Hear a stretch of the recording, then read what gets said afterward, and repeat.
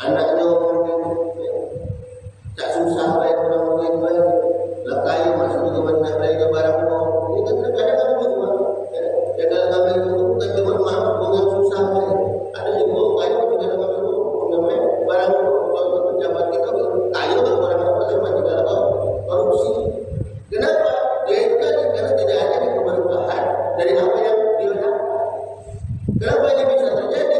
Ya introspeksi diri. Mungkin ibadah kita mengatakan yang belum maksimal dalam ibadah cuma sekedar mengerjakan saja. Sholat saya sholat sudah, tapi tidak ada giroh, tidak ada semangatnya, tidak ada asarnya dari sholat yang dilakukan. Karena ketika kita mengaku insya Allah sudah mendapatkan asar dari sholat ini, jadi ibadah yang kita lakukan, maka insya Allah itu kita akan timbul rasa muraqabatullah, rasa selalu diawasi oleh Allah Subhanahu wa Ta'ala. Dimanapun kita berada, kita yakin kita berada selalu diawasi oleh Allah.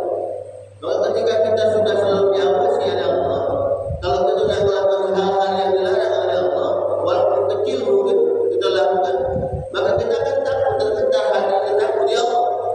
Bagaimana ketika aku nanti melakukan ini yang jelas-jelas ini sama walaupun kecil sepele misalnya masih aku lakukan dan saat itu aku lakukan, saat itu Allah mengutus malaikat Israfilnya di hadapan kita untuk mencabut nyawa kita dan nantinya diminta pertanggungjawaban oleh Allah Subhanahu wa Ta'ala karena hilaf salah yang kita lakukan. Bagaimana kita mau mempertahankan ini? Bagaimana kita mau mempertanggungjawabkan ini? Walaupun kecil. Karena kita tahu setiap apa yang kita lakukan di dunia ini, yang besar yang kecil semuanya ada pertanggungjawaban. Faman ya'mal mithqala dzarratin khairan yarah wa man ya'mal mithqala dzarratin syarran yarah. Setiap kebaikan yang kita lakukan walaupun kecil sebesar biji tamar, maka insya Allah itu akan memberikan kebahagiaan kepada kita. Sebaliknya, ketika kita melakukan keburukan walaupun kecil, keburukan itu dekati wong tahu. Kalau kita ngomongin wong itu dekati wong tahu, itu itulah yang tahu. Dan kalau kita ngomongin terus, karena apa? Karena kita dikasih jauh oleh Allah kita. Kita tidak pernah tidur, selalu ada mendampingi. Malaikat Rabbim sebelah kanan kita, malaikat Atid sebelah kiri kita, yang mencatat semua amalan kita. Yang baik dicatat, yang buruk dicatat, tidak ada yang terlewat, dicatat semua oleh malaikat Rabbim. Dan nanti dikumpulkan di Lauhul Mahfuz. Dan saat kita kembali kepada Allah, saat itu akan dikeluarkan catatan-catatan kita.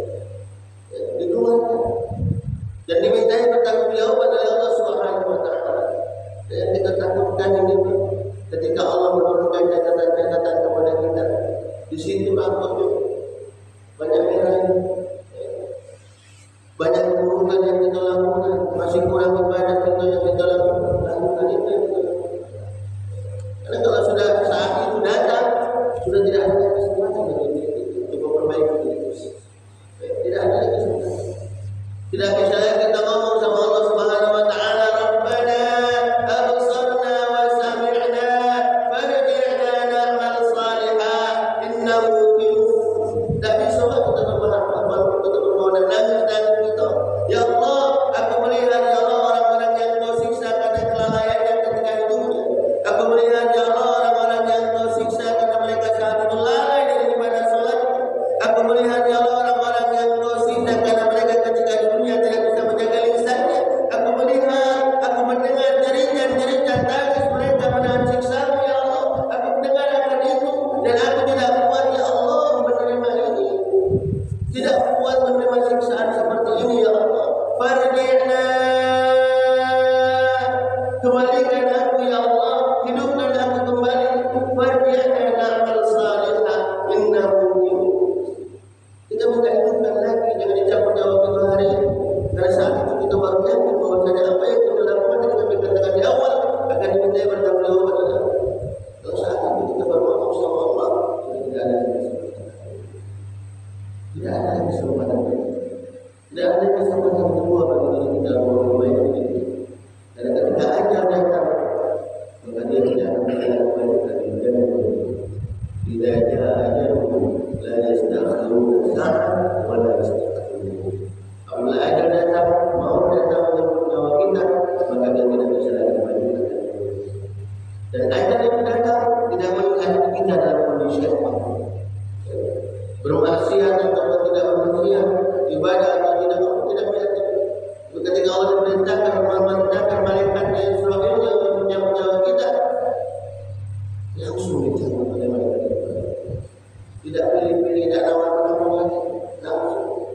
Nah, yang kita takutkan ketika dikatakan di awal, jangan sampai ini terjadi pada diri kita di mana